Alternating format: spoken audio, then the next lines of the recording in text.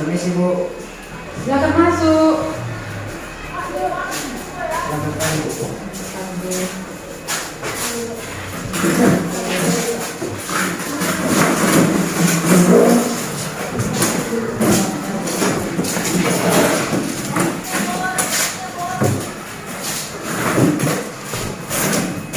Gimana kabar kalian, Nak? Baik. Ibu berterima kasih kalian sudah datang ke ruang BK untuk mengikuti layanan kelompok. Sebelum kita mulai konseling kelompok kita, alangkah baiknya kita berdoa dulu. Sebagai ketua kelompok, pimpin doa. Sebelum kita memulai layanan konseling kelompok, mari kita berdoa menurut agama dan kepercayaan masing-masing. Doa dimulai.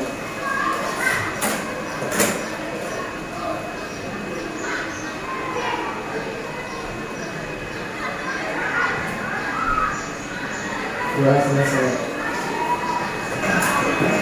Sebelum kita memulai konseling kelompok kita melakukan ice breathing dulu.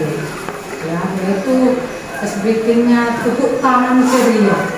Ya, ibu contohkan dulu. Kalau tepuk tangan C, ri, ceria, gitu ya, Nak ya. Oke, bisa kita lakukan? Bisa. Kita lakukan dua-dua ya. Ceria, C, ri, A, ceria. Sekarang ibu mau bertanya sama kalian, gimana, sehat? Sehat Bu, Oke, dan orang tuanya sehat? sehat Bu. Si Putri ke sekolah naik apa, Nak? Saya kereta Bu. Hobinya apa? Hobinya menulis Bu. Nulis. Aktivitas Putri sepanjang hari ini pulang sekolah apa, Nak?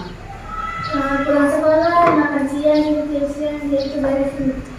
Saskia, hobinya apa? Hobi saya bernyanyi, Pulang sekolah aktivitasnya apa? membantu orang membersihkan rumah.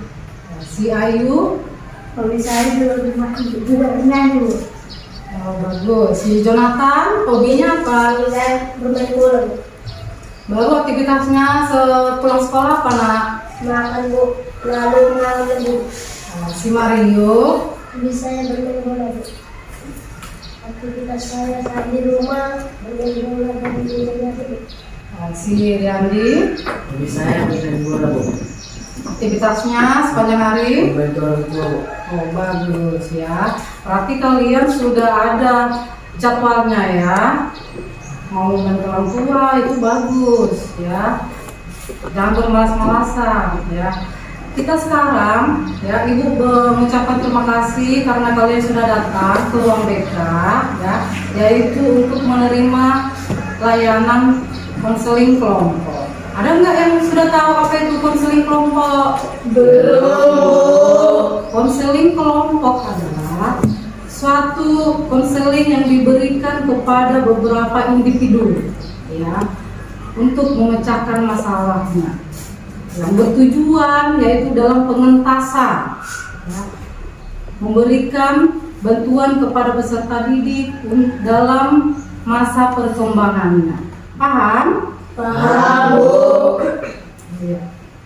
Jadi dalam konseling kelompok ini ya, kalian semua mempunyai tanggung jawab. Yaitu tanggung jawabnya supaya kalian dalam mengikuti konseling kelompok ini kalian harus aktif ya. Aktif bertanya dan aktif untuk menjawab apa yang dia tahu. Paham ya? Paham Bu. Oke. Pada konseling kelompok yang kita adakan pada hari ini yaitu membahas tentang masalah kalian. Dalam konseling kelompok ini ada itu mempunyai asas-asas ya, Nak, yaitu satu asas keterbukaan ya. Yang selanjutnya yaitu asas kesukarelaan ya.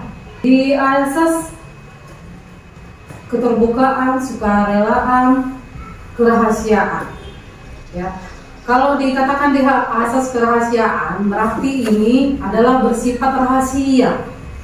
Ini hanya berada, masalah ini hanya berada di ruang BK aja, ya. Jangan sampai masalah ini dibawa ke luar ruangan BK. Nanti akan memunculkan masalah yang baru. Paham ya, Mak, ya? Jadi asas kerahasiaan tidak boleh menceritakan ke orang lain, ya. Baru selanjutnya asas keterbukaan, ya. Ibu harap kalian terbuka mengungkapkan masalah yang kalian hadapi, ya. Baru asas kesukarelaan, kalian harus sukarela memberitakan, mengasih tahu apa penyebab masalah yang kalian hadapi, biar ibu dapat membantu kalian memberikan solusi untuk memecahkan masalah kalian. Kira-kira paham ya, Nak, ya? Paham, Bu. Oke, selama konseling kita ini yang kita laksanakan, ya, yaitu selama 40 menit, ya. Jadi dalam konseling kelompok ini, ibu harapkan kalian harus aktif dalam konseling ini, ya. Aktif memperhatikan, ya, apa yang ibu berikan, apa yang ibu arahkan, kalian aktif supaya kalian nantinya dapat memecahkan masalah yang kalian hadapi. Paham ya, Nak, ya? Paham, Bu. Dan di dalam kelompok kita ini mempunyai aturan-aturan kelompok, ya, yaitu bersifat rahasia tadi, tidak boleh dibawa, diceritakan di luar ruang BK. Pokoknya masalah ini hanya ada di ruang BK saja. Paham? Paham, Bu. Selanjutnya kita akan menghadapi tahap peralihan, ya. Kita akan nanti memasuki tahap intinya dari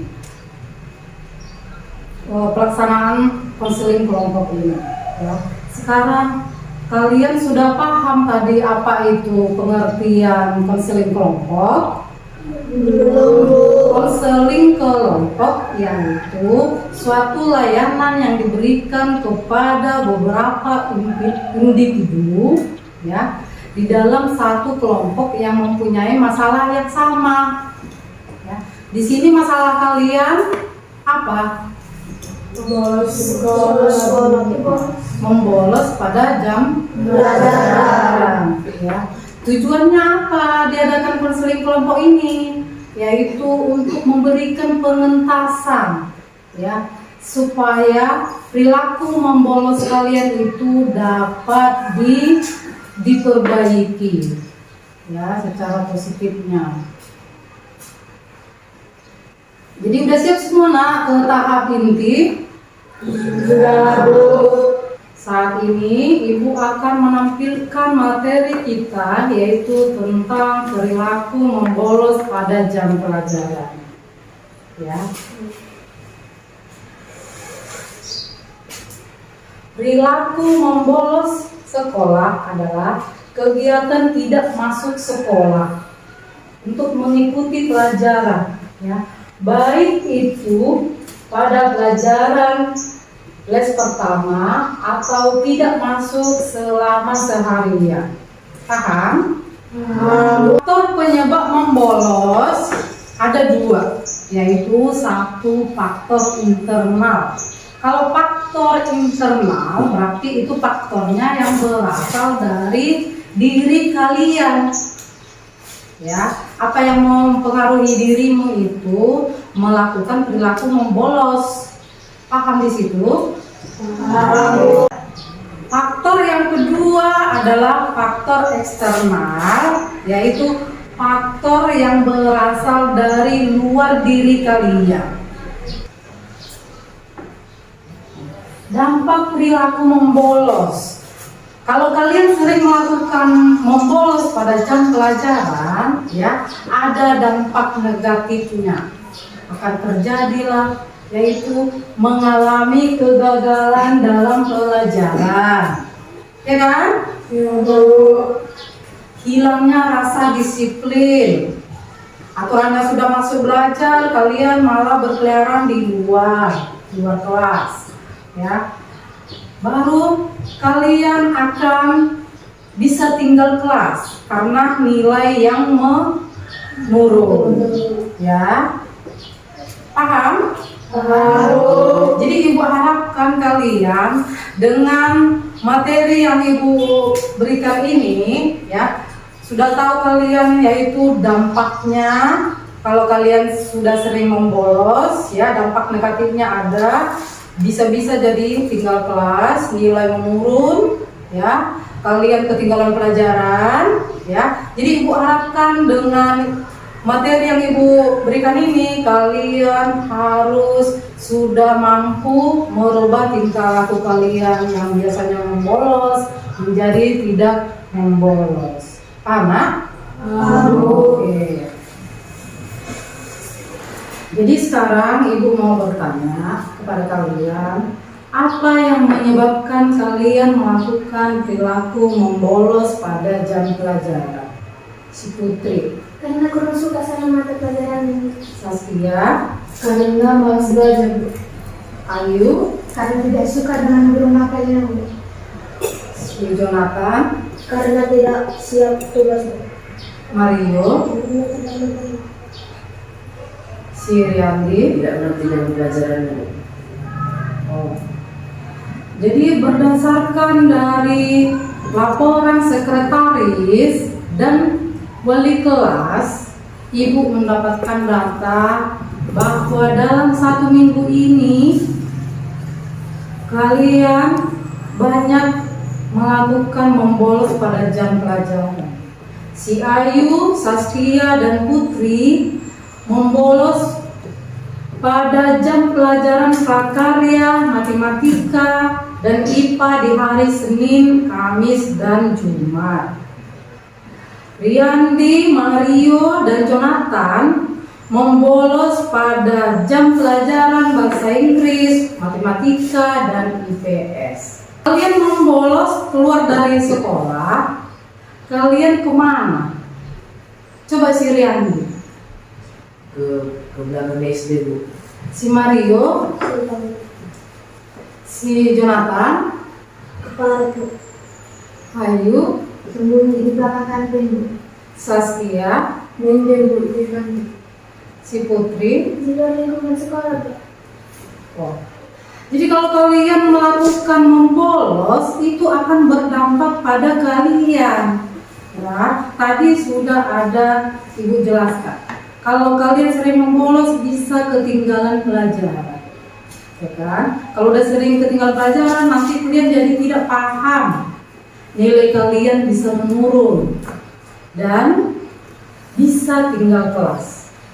Jadi ibu berharap kalian nanti sudah mengikuti konseling kelompok ini. Ibu berharap kalian harus dapat mampu merubah perilaku bolos kalian. Mau? Mau. Nah sekarang anak-anak kalian menonton video yang sudah ibu buat, ya, yaitu tentang perilaku membolos.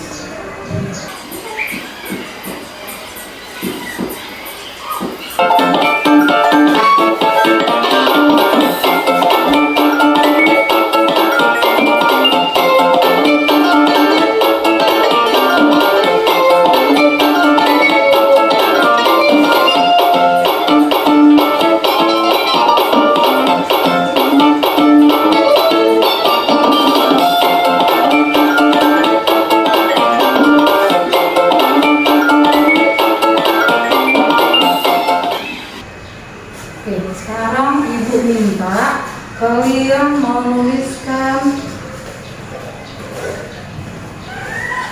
masing-masing apa yang menyebabkan kalian melakukan perilaku membolos.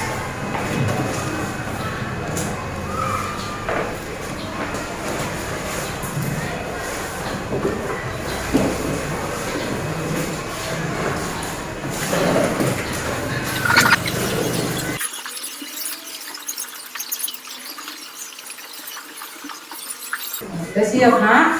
Siap. Dari faktor penyebab yang sudah kalian buat, ya, Ibu dapat melihat dari si Putri, dia malas belajar. Kenapa bisa malas belajar, Nak? Yang aku suka sama aku. Oh, nggak boleh, Nak, ya. Ibu mau kasih saran sama kamu ya, tidak boleh malas sama mata pelajarannya. Kalian sebagai peserta didik harus berusaha untuk mengikuti setiap proses belajar yang ada di sekolah kita, ya, baik itu pelajarannya yang tidak kalian suka, yang kalian suka, semuanya harus diikuti ya, Nak, ya. Tadi si Riyandi penyebabnya tidak mengerti dengan pelajarannya. Kenapa bisa tidak mengerti dengan pelajarannya? Gurunya tidak menjelaskan dengan baik. Setiap guru itu pasti menjelaskan dengan baik. Nah, pasti Riyandi mungkin kurang memperhatikan saat gurunya menjelaskan di depan kelas. Riyandi tidak fokus, ya. Jadi sikap untuk menyalahkan orang lain atau guru tidak boleh, ya, tidak bagus, ya. Jadi mulai hari ini kalau Riyandi sudah berada di dalam kelas mengikuti proses belajar mengajar dari gurunya, harus fokus, ya, persiapkan diri supaya Riyandi bisa mengerti apa yang sudah dijelaskan oleh guru.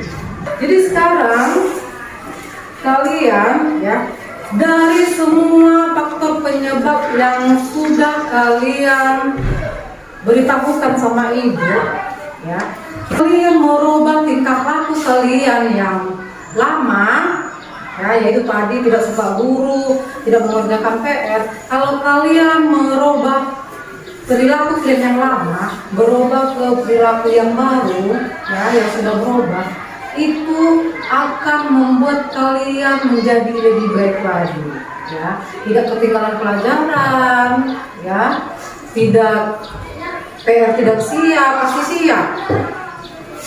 Harus pintar mengatur waktu biar PR-nya semua siap.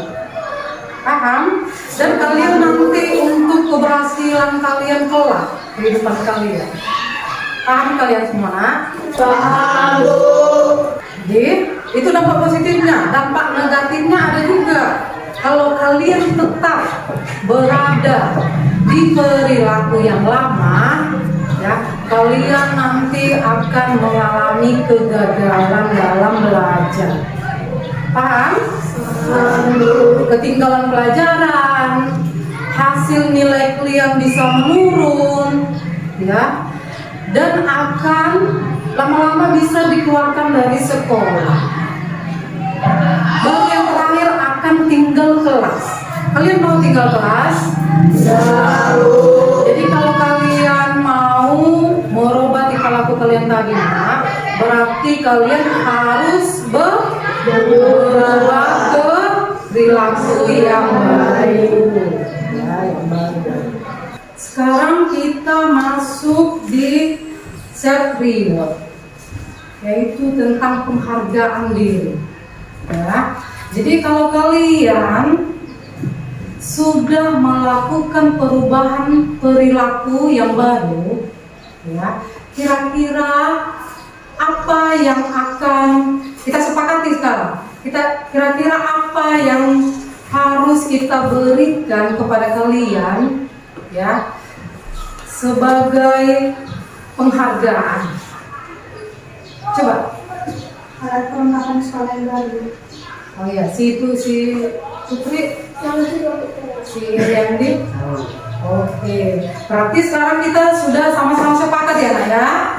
Sepakat siapa yang bisa merubah perilakunya ke perilaku yang baru, dia akan mendapat reward, ya, yaitu penghargaan diri, diberikan yaitu perlengkapan sekolah yang baru.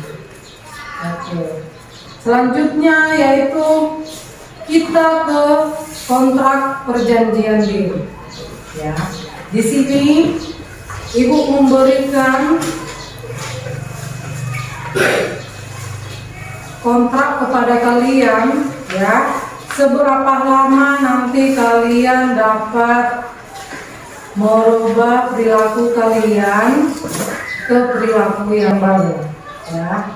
Jadi kalian di situ membuat hari apa yang bisa kalian coba, kalian catat ada di situ.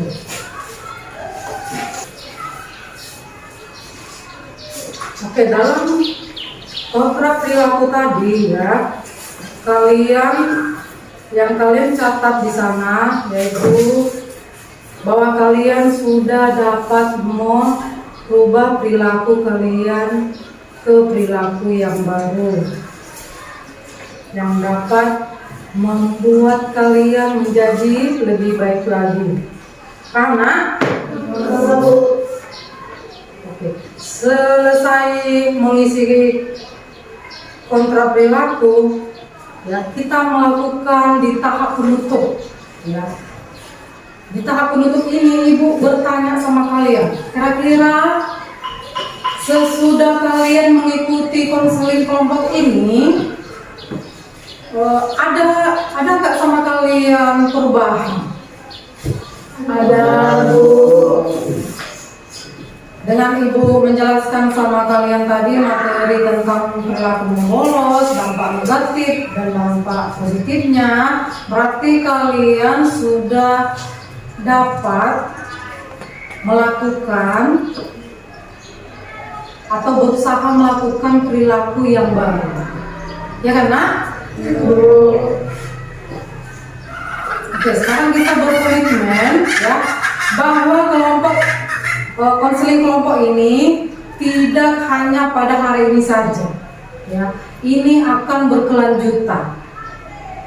Jadi nanti di hari berikutnya Ibu akan memanggil kalian datang ke ruang BK lagi, ya, melakukan konseling kelompok. Apakah kalian nanti sudah benar-benar mengalami perubahan atau tidak? Paham, Nak, sampai di situ? Paham, Bu. Oke. Jadi sampai di sini kegiatan kelompok kita, kelompok konseling, ya. Ibu memberikan lembar observasi, ya, evaluasi proses dan evaluasi penilaian kalian isi, ya, dan isi bisa dipulangkan sama Ibu besok, dikerjakan di rumah, ya. Baik, Nah, konseling kita akan berakhir, ya, diminta pada ketua kelompok memimpin doa. Sebelum kita keluar dari ruang BK, mari kita berdoa semoga agama dan percaya masing-masing. Doa dimulai.